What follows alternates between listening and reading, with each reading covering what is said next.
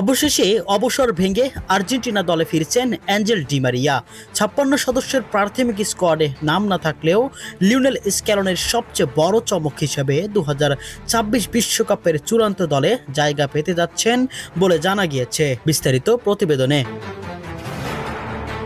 Angel Di Maria 2024 Copa America জয়ের মাধ্যমে Argentina জাতীয় দলের জার্সিতে নিজের অধ্যায়ের সমাপ্তি ঘোষণা করেছিলেন। এরপর বিশ্বকাপের প্রাথমিক স্কোয়াডেও তার নাম না থাকায় অনেকে ধরেই নিয়েছিলেন আলবিসেলেস্তেদের হয়ে তার পথ চলা শেষ। তবে পরিস্থিতি যেন নতুন মোড় নিতে শুরু করেছে। আর্জেন্টিনার একাধিক সংবাদ মাধ্যম ও ফুটবল ভিত্তিক সূত্রের দাবি, বিশ্বকাপের চূড়ান্ত স্কোয়াড ঘোষণার আগে অভিজ্ঞ এই উইঙ্গারকে ফেরানোর সম্ভাবনা নিয়ে আলোচনা চলছে। বিশ্বকাপের মতো বড় মঞ্চে ডি মারিয়ার অভিজ্ঞতা ও ম্যাচ জেতানোর সামর্থ্যকে গুরুত্ব দিয়েই নাকি বিষয়টি বিবেচনা করছেন কোচ লিওনেল স্ক্যালোনি। 38 বছর বয়সেও ক্লাব ফুটবলে দারুণ ছন্দে রয়েছেন ডি মারিয়া। তার ধারাবাহিক পারফরমেন্স নতুন করে জাতীয় দলে ফেরার দাবি আরও জোরালো করেছে। সামাজিক যোগাযোগ মাধ্যমেও অসংখ্য আর্জেন্টিনা সমর্থক বিশ্বকাপের স্কোয়াডে ডি মারিয়াকে দেখতে চাওয়ার কথাও জানাচ্ছেন।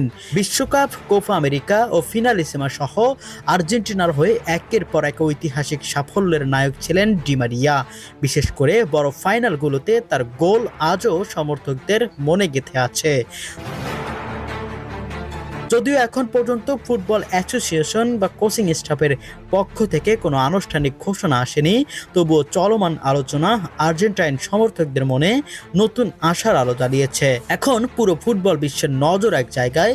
চূড়ান্ত বিশ্বকাপের স্কোয়াডে কি শেষবারের মতো জায়গা পাবেন অ্যাঞ্জেল ডি মারিয়া, নাকি 2024 কোপা আমেরিকার ফাইনালে ছিল আর্জেন্টিনার জার্সিতে তার শেষ ম্যাচ?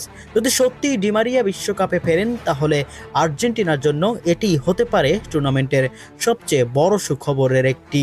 দর্শক, আপনাদের কাছে কি মনে হয়, শেষ পর্যন্ত কি লিওনেল স্ক্যালোনি অ্যাঞ্জেল ডি মারিয়াকে বিশ্বকাপ খেলানোর প্রস্তাবে রাজি করাতে পারবেন? কমেন্ট বক্সে অবশ্যই আপনাদের মতামত জানিয়ে যাবেন।